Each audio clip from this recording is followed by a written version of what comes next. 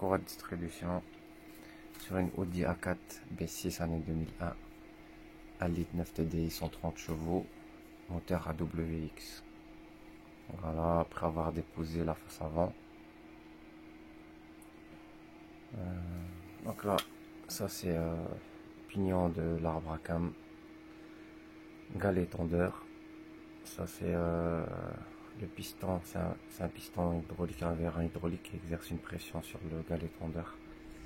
La pompe à eau, et puis galet enrouleur.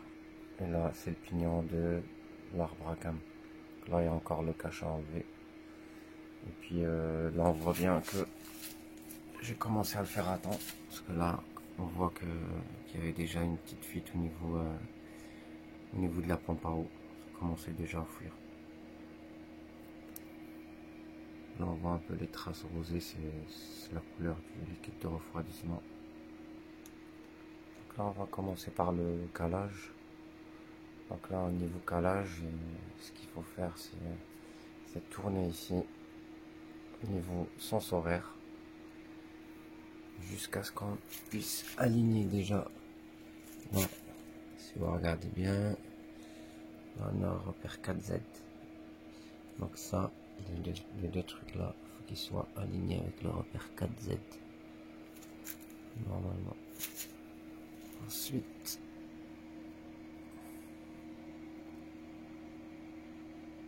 il va y avoir un calage au niveau du vol bronquin aussi.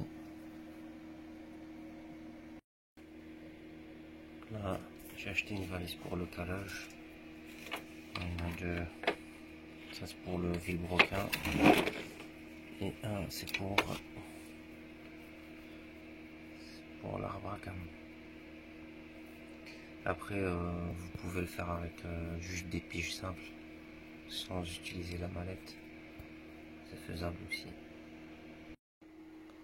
Donc voilà, donc le calage je l'ai fait.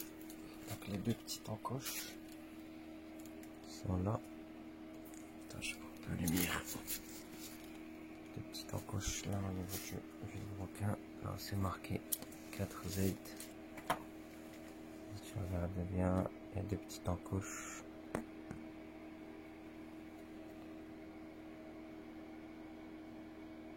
Deux petites encoches. Voilà. Le 4Z il est bien centré sur les deux petites encoches. On vient ici au niveau du vilebrequin, au niveau de l'arbre à cam. Donc là, on voit bien un petit trou. Si on regarde bien,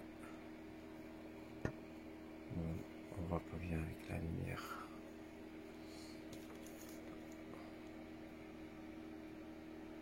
Voilà, il y a un tout petit trou à l'intérieur. On voit bien le trou. Et ça, on peut le rentrer. Faut qu'il rentre facilement. Faut pas qu'il y ait de difficulté à le rentrer. Voilà.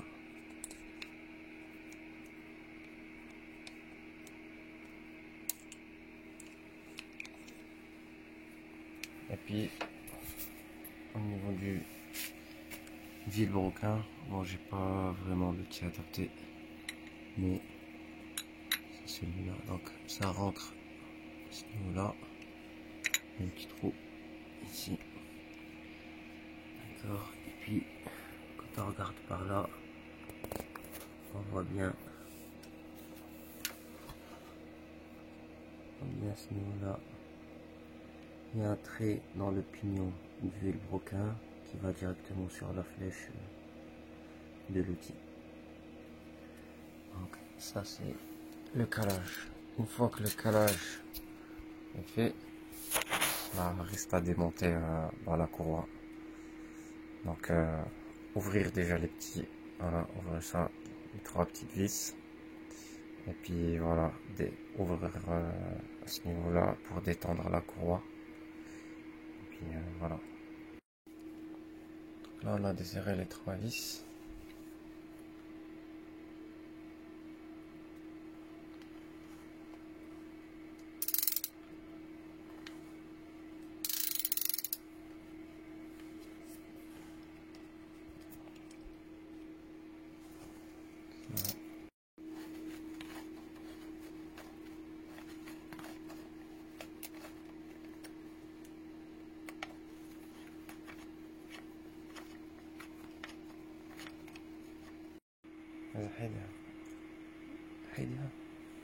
enlève la courroie.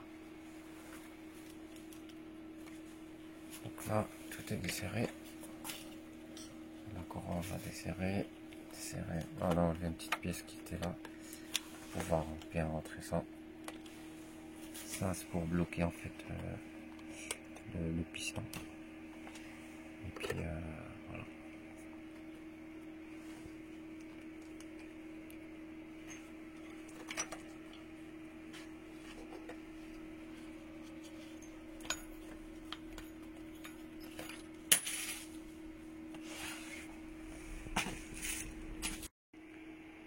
On va déposer, on va déposer ça, pompe à eau et puis galère en roller.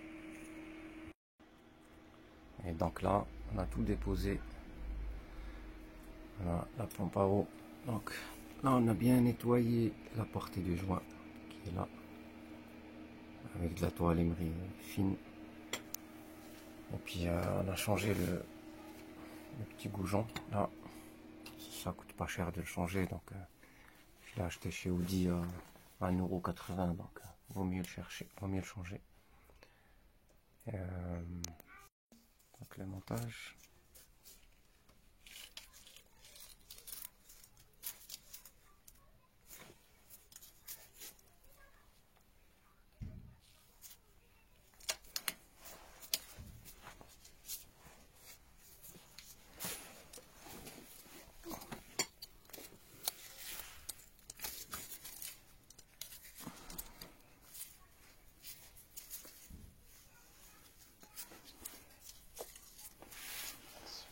Ça.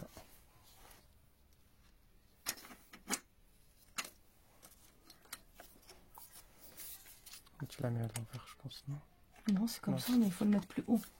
C'est à côté de la courroie. Tourne celui-là.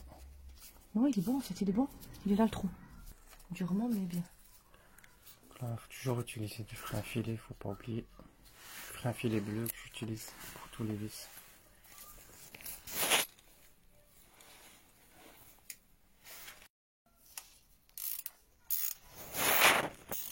Donc là, le couple de serrage, c'est 1 vers 15 Nm.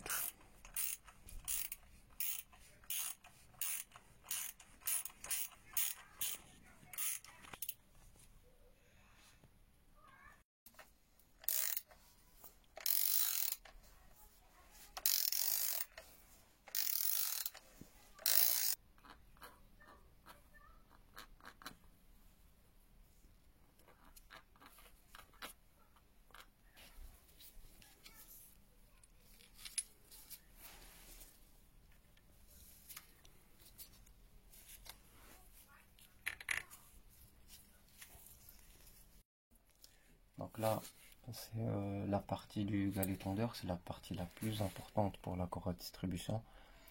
Donc là, le principe, c'est quoi? Là, on l'a juste monté, on n'a rien fait dessus. Le principe, c'est quoi? C'est de tourner cette partie-là. Ça, vous le tournez avec une clé de 30, d'accord? Clé de 30, vous arrivez bien à le tirer. Donc là, l'objectif, c'est de le tourner jusqu'à arriver en butée, ici. Pour que celui-là, pour qu'on puisse retirer le petit outil là, qui est là, qui bloque le tendeur hydraulique. Une fois que le tendeur hydraulique, il est libre, et celui-là, il va être en butée ici, donc il faut retourner sens horaire doucement, jusqu'à ce qu'on puisse rentrer une pige de diamètre 4 mm. D'accord, donc ici, la cote qu'il faut avoir ici, c'est 4 mm. Là, comme vous regardez la RTA, la cote 14, qui est celle-là, la cote 14 doit être de 4 plus ou moins 1 mm. Donc là, c'est marqué ici, c'est la cote 14. Donc là, vous prenez une pige simple, une pige de 4 mm, ça fera l'affaire. Donc voilà, c'est le principe. Donc là, c'est mis en place. On a la petite cote de 4 mm ici. Il faut pas oublier de serrer ça. Au couple, c'est 25 Nm. Et puis ça, c'est le serrage en couple, c'est 20 Nm plus 45 degrés. Donc, puis voilà. Une fois que tout est en place, tout est serré au couple, on fait 2 tours. D'accord, on enlève les piges de calage et on fait 2 tours. Voilà, j'en ai déjà fait un. Je vais faire encore un deuxième tour.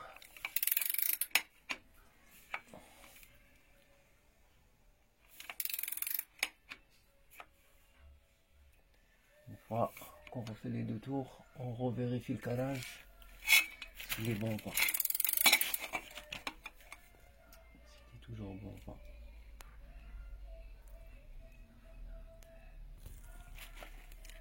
Donc là, le 4Z qui soit bien centré au milieu.